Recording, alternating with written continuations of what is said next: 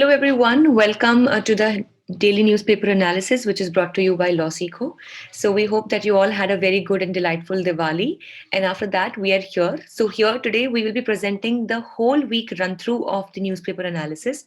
So, all the newspaper articles that were important for the first week of November shall be covered in this session. This newspaper analysis is presented by me. My name is Sheva Khan, and I am a BA LLB law graduate, and I have completed my law degree from Uttaranchal University in the year 2019 with a gold medal in my batch. Also, I've been a national debater and a public speaker, and here at Law Seco, I'm working as manager for current affairs vertical, and I'm also working as an expert for the current affairs.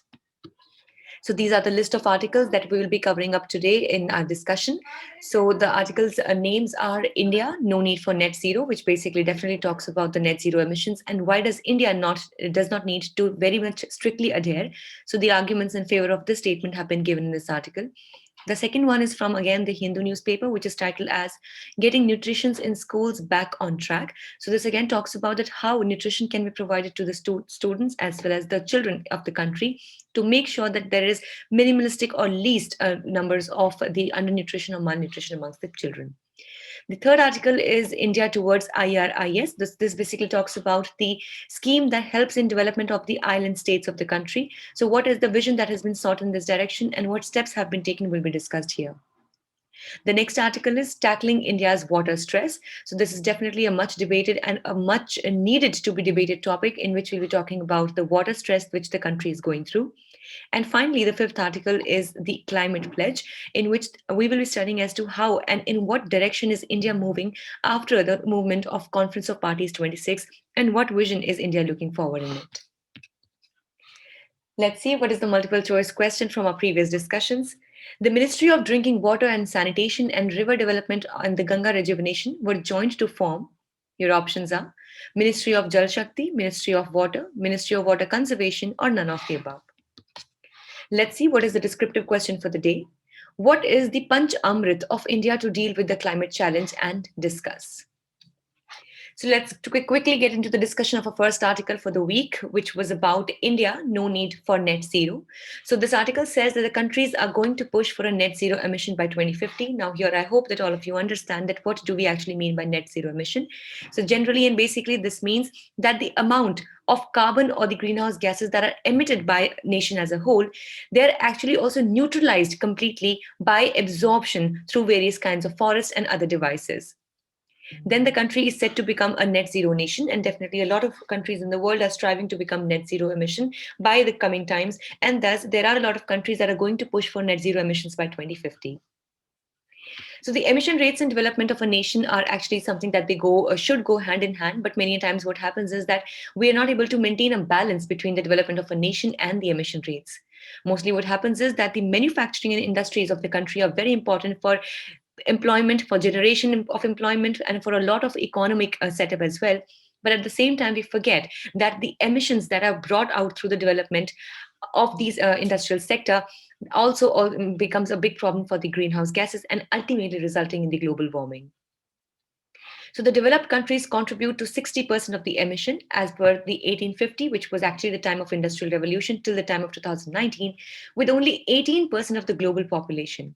Now, this is something that is seen as to be a very biased situation here, that 60% of the global house or the greenhouse gas emissions are actually taken off or brought by the developed countries that host or hold only 18% of the total global population, which means that definitely these countries are at an upper hand and they are contributing in a greater manner to the emissions, but still the burden of controlling the emissions comes equally on all the other nations, even though if they are developing or underdeveloped as well. That is why this article also presents the idea that India, since it's still a developing country, does not need to strive to get to a net zero emission status because it is still under its development mode, and it definitely has more rights as compared to the other countries to exhaust the various kinds of resources available. And definitely, just like on the lines of developed countries, which had faced or which had actually had the industrialization in the earlier years itself, definitely have used the natural resources in a more precise manner.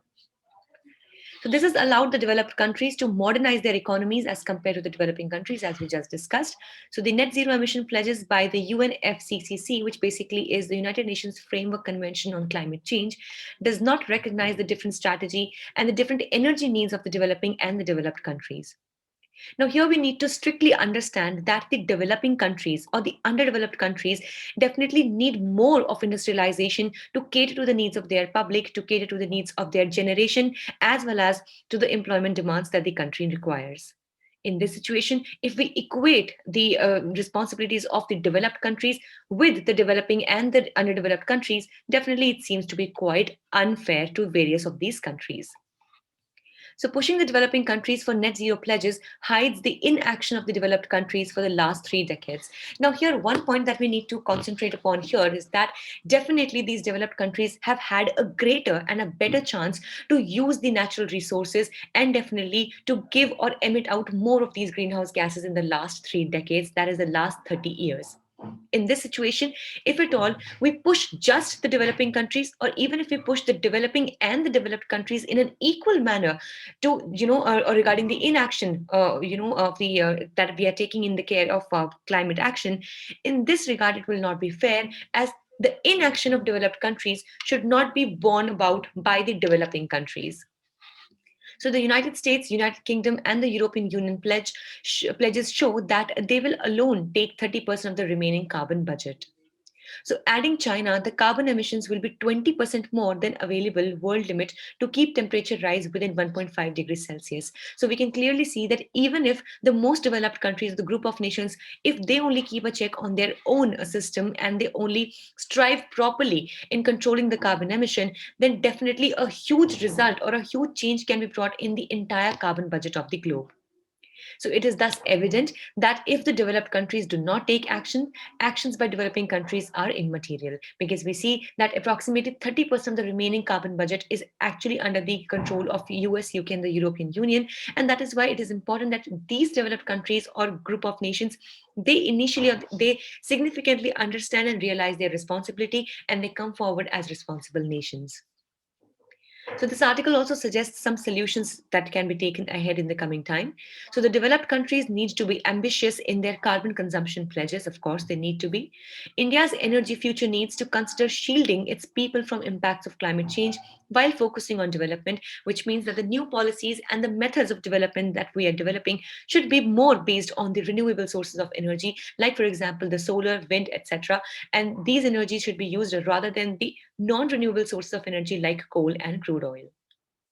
So, at the Conference of Parties 26, India needs to call out the bluff of the developed countries on net zero declarations. And this entire thing we'll be studying in detail approximately towards the end of today's discussion, wherein we'll understand as to why or what kind of pledges has India taken at the COP26 and how it can actually put greater burden of this on the developed countries and not take the entire responsibility on its own shoulders.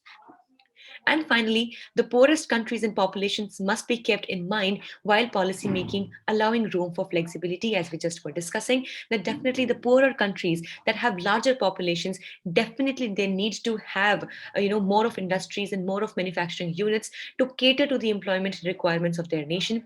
Also, we know that they are not that well equipped that they would be able to use the renewable sources of energy just from right now. And that is why the more conventional sources of fuel, that are coal, petroleum, etc., or crude oil, would be the one that they would be using significantly. And that is why we should be keeping space and flexibility for these poor nations. With this, let's discuss the second article for the day, which talks about getting nutrition in schools and back on track. So we again and now have been discussing that how important is it for us to provide nutrition to the students and children of the country, because India, even though after being an exporter of various kinds of food sources, still has to face hunger amongst its own population. And not just hunger is a problem, rather the problem of malnutrition and undernutrition is a big and significant issue. So this article says that the schools are reopening in many states. However, children are not being vaccinated and there is a raising concern. So now we also know that the schools have been raising now, and that is why we also need to focus upon a situation.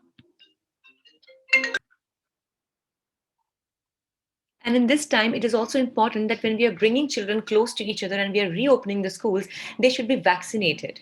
Now, along with the vaccination of the children, there is another big issue is that we need to focus on the nutrition of children to arm them with immunity. That is very, very important at this stage.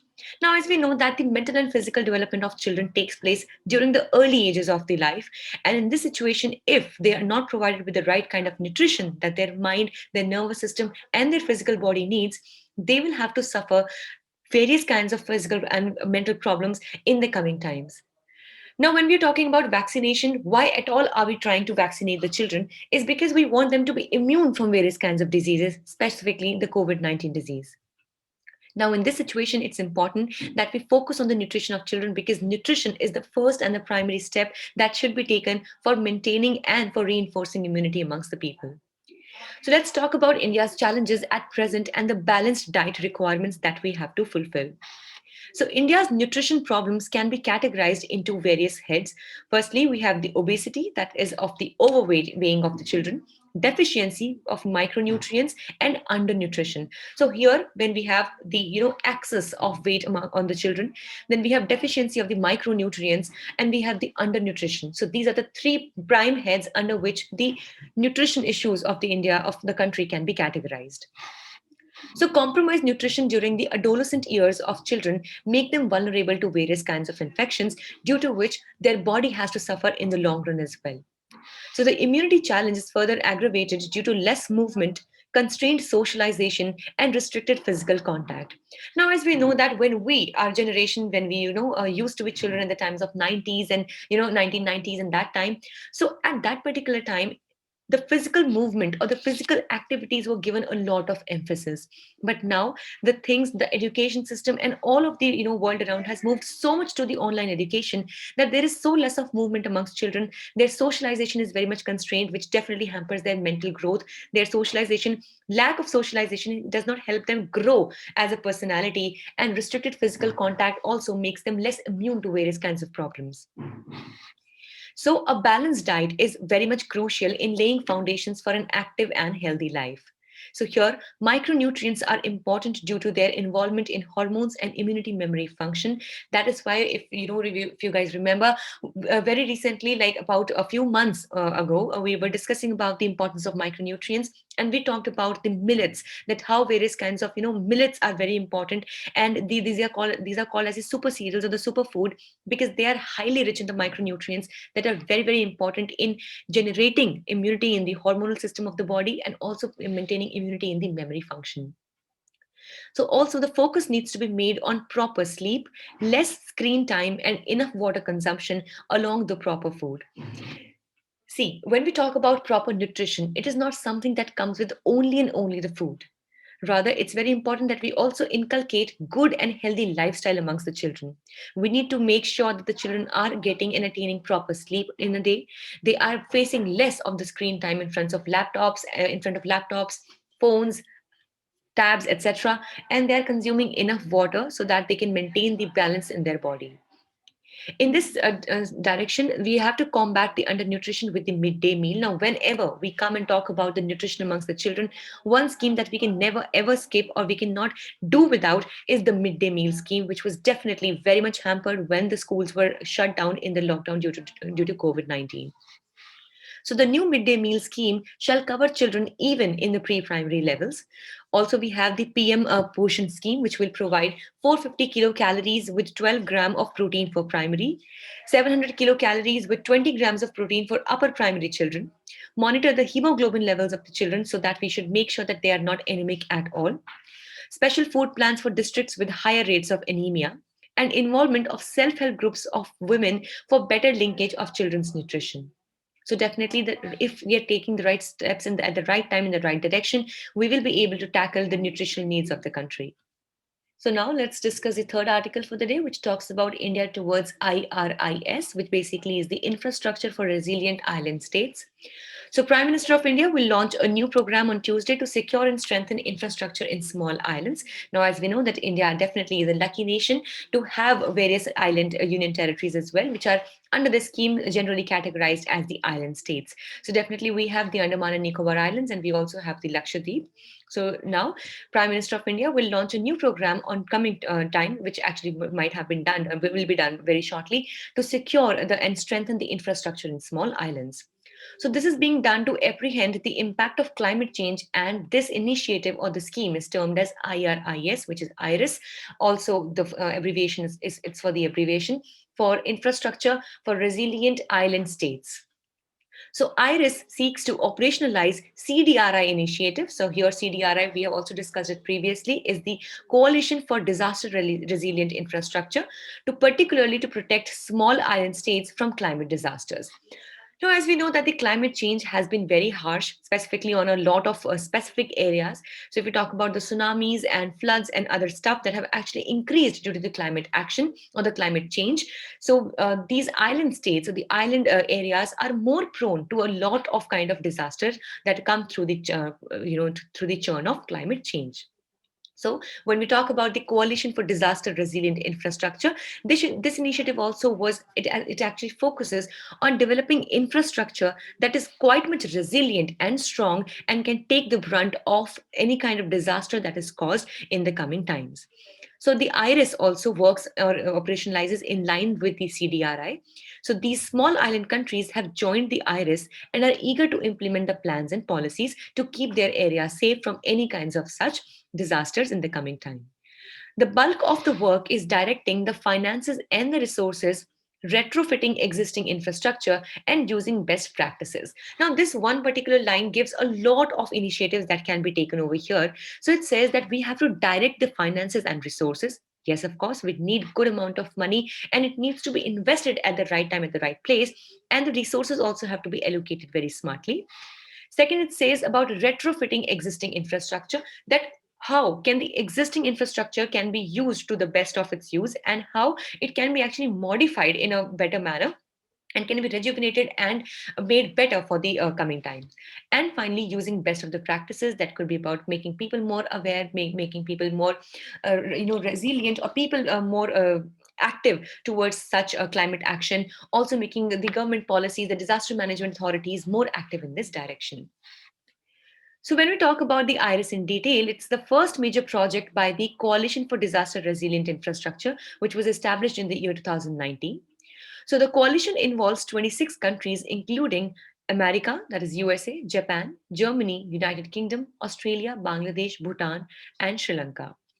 So, IRIS will serve as a knowledge center for member countries to learn how to create resilient infrastructures. Definitely here the brainstorming can take place, and various nations that are the member states of this initiative, they will be definitely benefited by taking a lot of knowledge from this particular area. So the CDRI estimates that every $1 spent on resilient infrastructure will save approximately $4 of damage for climate disasters. So we can actually understand that something like, for example, we are spending some amount of money, so we're not actually spending this money in the real sense, we're actually saving 4 times of this money in the times of disaster. So definitely this needs to be done, and it's a really a good initiative in this regard. Let's see that where does India come in on this particular initiative. So the CDRI is India's second initiative. So India was International Solar Alliance launched at the Paris conference in 2015. So basically these both went hand in hand, wherein India had launched the ISA, which was the International Solar Alliance, which was actually launched at the Paris conference in the year 2015. So, the International Solar Alliance encourages large scale exploitation of solar energy and is working to bring down the cost of finance and technology as well. So, the ISA and CDRI both show Indian commitment to become a global leader in addressing the climate change. And the CDRI particularly stresses on the adaptation of goal, taking into account the equity, development, and special needs of the developing and the least developed countries. So definitely India is an active partner over here, and we're really looking forward that because India also is a stakeholder, since it also has the island states, which we have the Andaman and Nicobar Islands and the Lakshadweep Islands. So definitely India will be taking active part and concentration on this initiative. Let's discuss the next article for the day, which talks about tackling India's water stress. So, the water shortage, which indeed is a very, very big reason to worry and also a big concern to debate about, is actually India also facing the crisis of water and is steadily growing, and it requires cross sector action to address the issue. Now, here by cross sector action, we mean that many a times we need to make the steps multifaceted or multidimensional. So, if at all we are thinking that we just need to conserve water, no, that's not the case. We need to conserve the water also. We need to make sure that the water is available. We also need to make sure that the water is clean and sanitized. We also need to make sure that the water is available for various industrial activities as well. Also, in this regard, we should make sure that the various marine and aquatic animals are also not depleted. So, definitely, there are a lot of things that we need to take care of, and a multi sectoral and a multi dimensional approach is the best one over here. So, to address this, the Ministry of Drinking Water and Sanitation and two other ministries of water resources, that were River Development and the Ganga Rejuvenation, were actually joined to form the Ministry of Jal Shakti in the year 2019. So let's read about gauging the gravity of this situation. That how much do we need to understand that how much is this situation worse, or how deep is the problem, or how grave is the problem. So India's water crisis can be divided into urban and rural specific. So definitely there are different kinds of problems that the people face, though the common area is shortage of water, but the kinds of problems regarding the shortage of water in the rural and the urban areas are quite specific to their domain and are different with each other. So this helps with a better grasp of the causative factors. Let's see. So a research carried out by Niti Aayog suggests that major cities will run out of groundwater, affecting 100 million people, which indeed is a very, very, very huge number.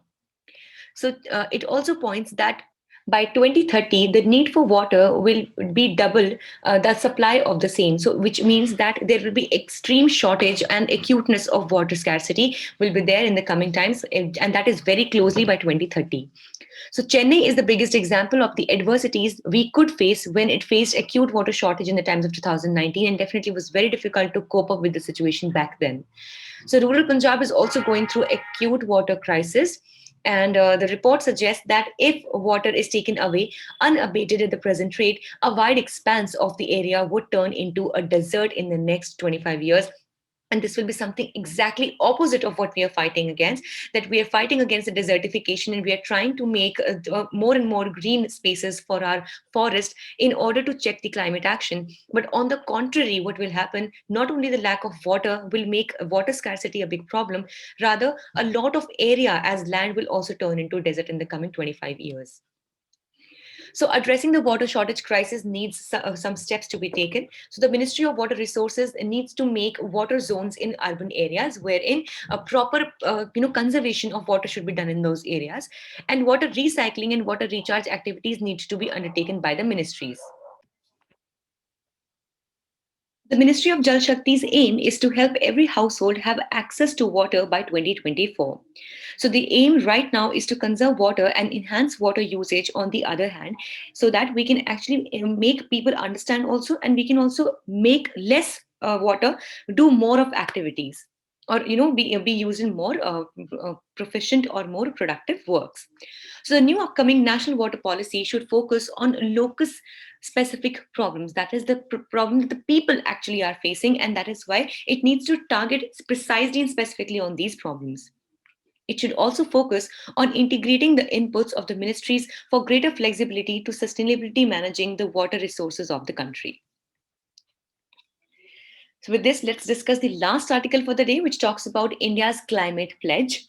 So, as we know that India recently also attended the Conference of Parties 26 at Glasgow. So, Prime Minister Modi at Conference of Parties 26 in Glasgow announced that India will commit to ambitious enhanced climate targets and cuts in carbon emissions in its nationally determined contributions, in short, that are also known as the NDCs. Also, we should be happy to know that India is one of the very few countries of the world that is actually working very strictly and very efficiently to reach its nationally determined contributions, unlike various other countries. So, India's climate pledge, which actually has been given the name of Panchamrit, which basically is the set of five principles or five essential steps that India would be taking in this direction. So, the Panchamrit of India will be there to deal with the climate action at COP26 Glasgow Summit. So, India will reach its, so these are the five, basically, the five things that we need to consider. India will reach its non-fossil energy capacity to 500 gigawatt by 2030. So the first step is this. Second, India will meet 50% of its energy requirements from renewable energy by 2030, which definitely is a huge accomplishment if we do that. Thirdly, India will reduce the total projected carbon emissions by 1 billion tons from now onwards till 2030. Number fourth, by 2030 again, India will reduce the carbon intensity of its economy by less than 45%. By carbon intensity, we mean that the industries or the economy or the various economic activities would become less carbon intense, which means they would be less dependent on the emission of the carbon, which means we'll be using other alternate sources that are cleaner sources of fuel and energy. And finally, by the year 2070, India will achieve the target of net zero. Here we need to note that top four of the agenda that India has taken are to be met by 2030, which clearly shows that how well India is moving in this direction of the nationally determined contributions. And finally, if we keep on moving in this direction, by 2070, India will achieve the target of net zero. So, if we talk about the COP26 in Glasgow, the 2021 United Nations Climate Change Conference, which is also known as the Conference of Parties 26, is the 26th United Nations Climate Change Conference, and thus the number and the name has been given. It was actually held in Glasgow, Scotland, and this conference is the first time since the COP21, that is the Conference of Parties 21, that parties are expected to commit to enhanced ambition. So the parties are required to carry out every 5 years, as outlined in the Paris Agreement, a process that is co-equally, which is parallelly known as the ratchet mechanism to give new national pledges, and thus we are talking about the NDCs, that is the nationally determined contributions as well. So let's just do a quick revision as to what all did we study in this entire weekly run through. So in the first article, which was about India, no need for net zero, this actually gives us the idea as to why India, being a developing country, does not really need to adhere that much strictly as the developed nations need to. While in the contrast, in the last article, we talked about that still India is doing marvelously in this direction, and we talked about the Panchamrit, or the 5 pledges that India has taken at the Conference of Parties 26 at Glasgow. In the second article, we talked about that how can we actually boost the nutrition amongst the children, and how what steps can be taken to tackle or to fight the problem of undernutrition and malnutrition in the country. In the next article, we talked about that how India has moved in the CDRI, that is Coalition for Disaster Resilient Infrastructure, and on the same lines, how we have developed the IRIS, the IRIS mechanism, which is there for the resilient infrastructure of the island states.